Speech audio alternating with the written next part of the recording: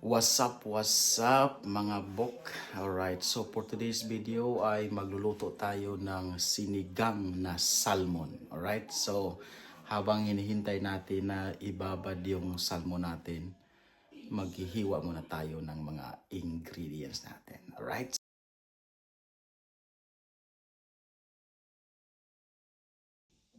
So ito yung ating salmon, whole salmon, include head, frame, and tail, in just 13.29 pound.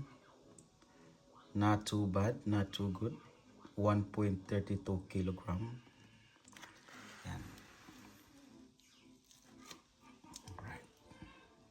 Susunod na gagawin natin sa ating sinigang na salmon ay ipiprito muna natin siya ng mabilisan. Mas maganda iprito muna bago isigang para dabis-dabis ang lasa ng ating sinigang na salmon.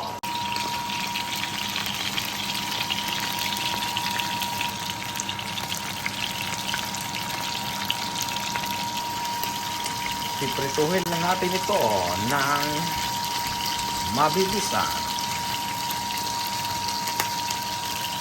bago natin siya gawing sinigang. Habang piniprito natin ang ating mahiwagang salmon, tayo naman ay mag-prepare ng kanyang mga ingredients.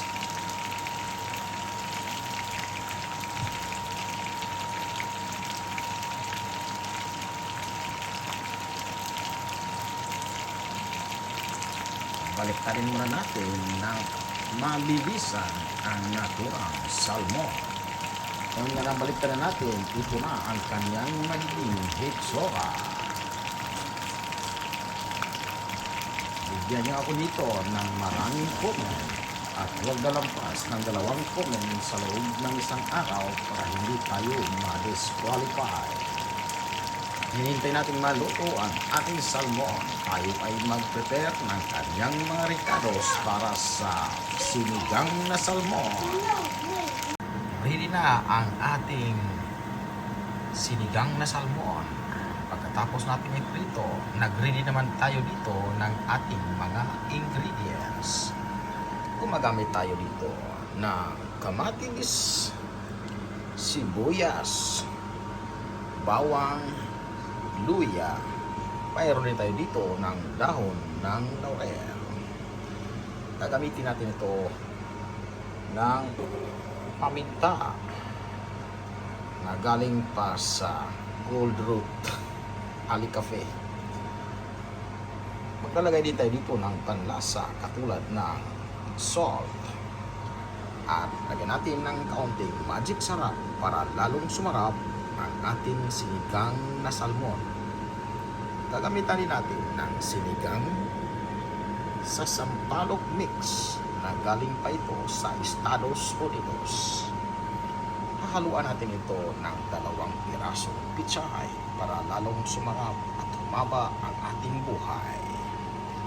Umpisahan na natin ang pagluluto ng sinigang na salmon. Umpisa na tayo magluto sa ating sinigang na salmon. Nagpapainit tayo dito ng talyase na nanggagaling pa sa Batangas. Lagyan na natin ito ng vegetable cooking oil na nanggagaling pa sa Tesco Express. Initin lang natin ng 1 minuto. Natin ang ating mga ingredients. Lagay na natin lahat para wala ng problema.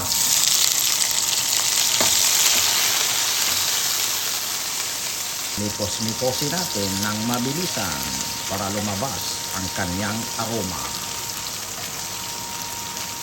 Bigyan niyo ako dito ng maraming comment at huwag dalampas ng 3 sa loob ng isang araw para hindi tayo ma-disqualify.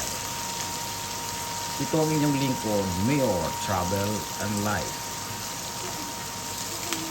Itong ingredients na ito ay napakahalaga. Gumagamit tayo dito ng ginger, pangpa bango ng ating sinigang. Nikos-nikos lang natin ito ng mabilisan at pagkatapos ilagay na natin ang ating nakariding salmon. Ariya na natin ang ating nakariding salmon. At lagyan natin ito ng tubig para magiging sinigang ang hitsura.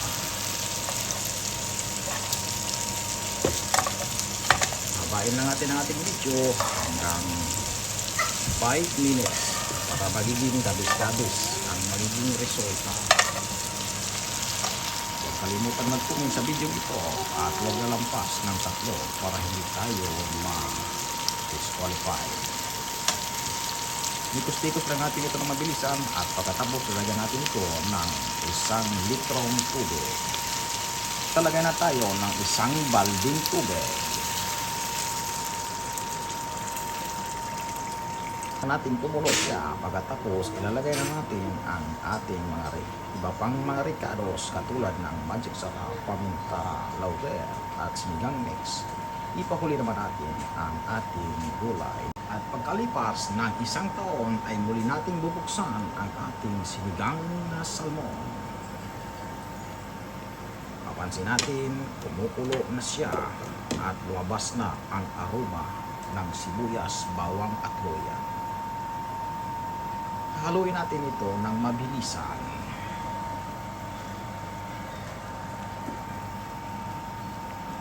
Ilalagay ko na rin ang iba pang mga ingredients katulad ng sinigang sa sampalok, magic sarap, asin, paminta, at dahon ng laurel.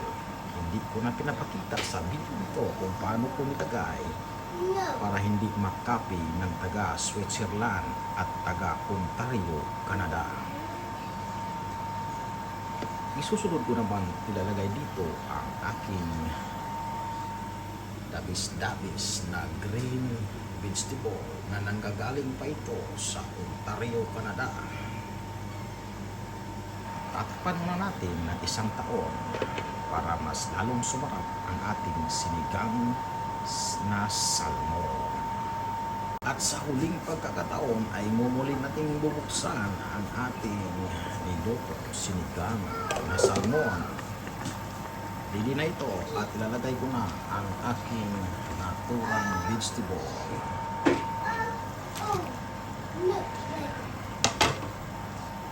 Pagkalipas ng 1 taon ay muli ko siyang tatakpan ng mabilisan.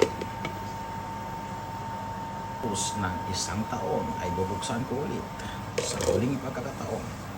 At ito na, luto na ang aking sinigang na salmon.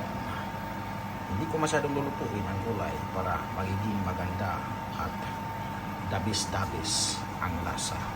Hanggang dito na lamang, bibigyan niyo ako ng comment at huwag lalampas ng 3 para hindi tayo ma-disqualify. Ito ang iyong lingkod, Mayor Travel and Life, magsasabi sa inyo, sa bawat pagsubok ng panahon, laging tatandaan, ang buhay ay comment lang.